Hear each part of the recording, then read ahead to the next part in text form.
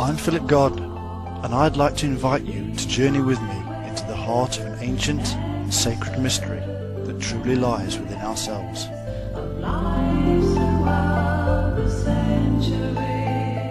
This is a journey of ages, and one that transcends ordinary human thought. It is the secret at the very heart of the Temple of Solomon.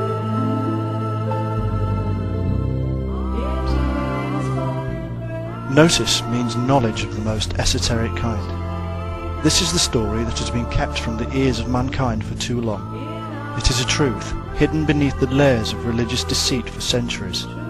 This is the truth behind the world's most infamous secret societies, including the Knights Templar. It is the revelation of the arcane secrets of mankind, and the amazing discovery of the secret of Solomon's Temple. You cannot live life until you have Gnosis.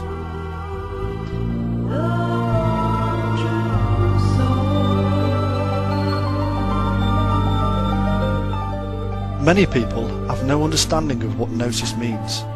Others think that it simply means knowledge and leave it at that. Yet there is a deeper meaning attached to this word. It is a word that gave rise to the title Gnostic, or one who has this special knowledge. They practiced a spirituality that was distinctly more Eastern than the Western version of Christianity we see around us today. The term Gnosis, in truth, is the direct mystical experience of the divine in the self. It is the realization of the true nature of ourselves, and cannot be discerned through intellectual dogma and doctrine. For whoever does not know self does not know anything, but whoever knows self already has acquired knowledge about the depth of the universe. So were the words of Christ according to St. Thomas, and these few words reveal the depth of the belief in this peculiar and seemingly difficult to comprehend system. It seems we are being told by the ancients that the most important place to search for truth, the divine, and for ultimate knowledge of the universe is within ourselves.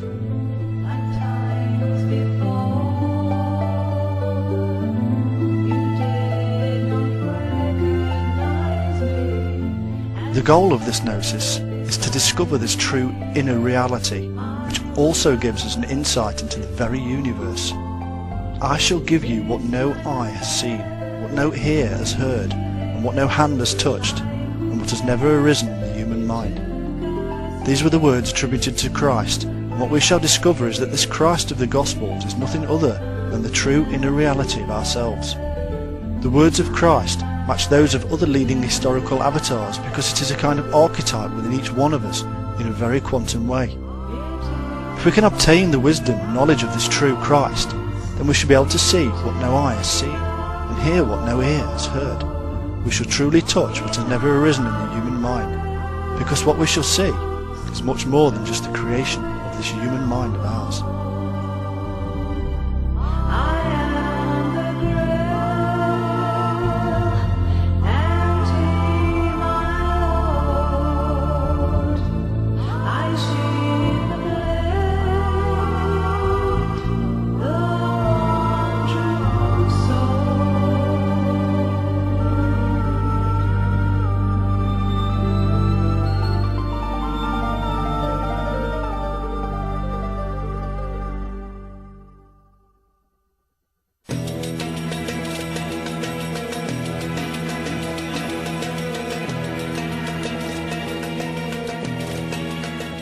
Because of mankind's attempts at manifesting the mystical into the physical world, he has created mysteries for the rest of us.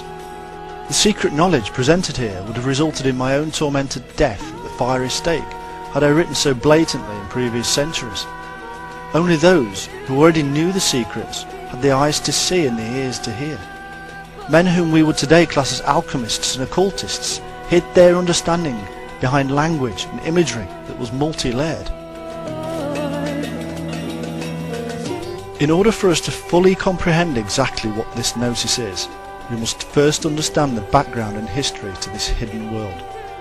We must come to an understanding that our present orthodox history is basically incorrect. Over the course of the last few centuries, there has been an ongoing rewriting of history by those in power, both ecclesiastical and political. As any good historian will tell you, the history of the world has been written mainly by the victors. The victory could be a military conquest, a political or religious campaign. Either way, the losers are generally silenced and eradicated from their history books, or even vilified and made to look foolish. When we are told that the war was won by the glorious and good, we must be wary of what we read. The same is true when we read of the supposed victories of, say, Christianity. We read, for instance, that St. Patrick went to Ireland and defeated the serpents, eradicating the country of all the indigenous snakes. This is blatantly not true, as Ireland has no snakes.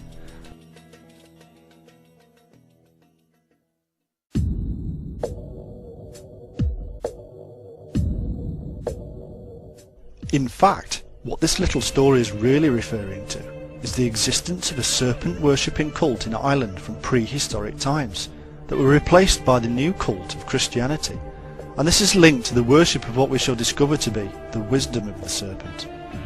It also refers to the fact that St. Patrick overcame the power of the serpent and therefore mastered it.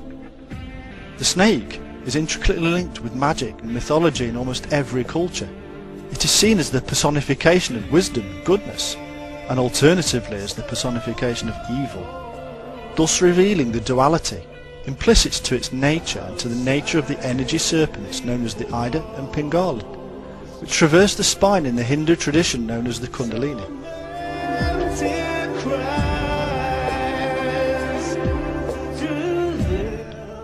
This Kundalini explains one of the reasons why the serpent or snake was used in all wisdom literature, as the Kundalini was the expression of the path to true wisdom.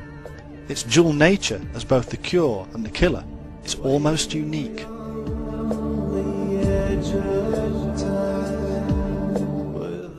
This internal union has been depicted throughout history as the sexual union, and eventually came through in history as the alchemist's hermaphrodite or androgyny figure. Some say that originally the snake was the symbol of the virgin goddess, giving birth to the cosmos unaided by any male principle, an almost androgynous element of creation, the coiled or spiral symbol of the serpent representing her vagina.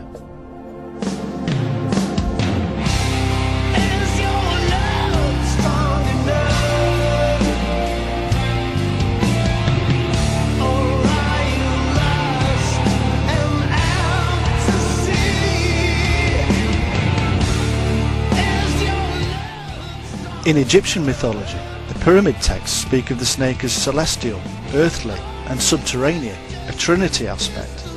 As the divine phallus, the serpent was in perpetual copulation with Mother Earth, and represented the axis mundi, passing through all three realms of hell, earth and heaven. All of this is symbolic of opening up a pathway in ourselves to allow an internal dialogue between our lower nature and our higher senses or consciousness,